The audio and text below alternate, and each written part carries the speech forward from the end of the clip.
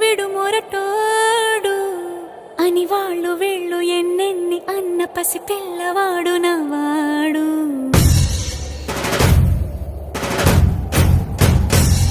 విడు ముండోడు అని ఊరు వాడ అనుకున్న గాని మహారాజు నాకు నవ్వాడు.